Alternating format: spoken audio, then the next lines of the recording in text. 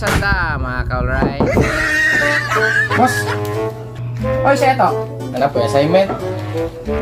Assignment na po? Pero kuhaan man. Lahi ra kay work problem man. Puro work problem. Oh, sa babae ni mga work. Ang isuwayan o kuhaan. Sword. Mo lagi. Paglisod po ka, ano na siguro?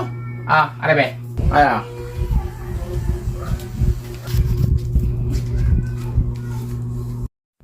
Yan eh.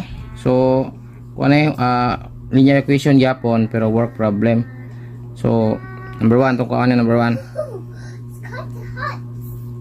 Ang gingon is si Juan kuno makapinis sa job in 6 hours, tapos si Pedro makapinis sa 8 hours. How long if they will work together? Ang equation ani sa mga ngani nga problem is katong murag fraction. Like kung mo ni kay Juan, kita mo ni kay Juan, 1 over katong 1 is katong work ni nga mahimo. In pila ka oras mo rate siya ba rate. So 1 over 6 mo ni ka 1. Then ang another one nga rate is katong ka Pedro nga 1 over 8. Pedro. Karon imo nang i-add. So amo ti pangutana kung imong kung magtrabaho lag duha, pila man ka oras ang kuan. So ang rate nato is kini is work over time. So ang ijang atong kuan is work done over time. Time nga ilang gikuan. So may tabuan na ang equation na is 1 over 6 plus 1 over 8 equals 1 over x. Kani nga x mo ni katong time nga ilang kunong together. So may tabuan na fraction. 6 times 8 is I think 48 eh.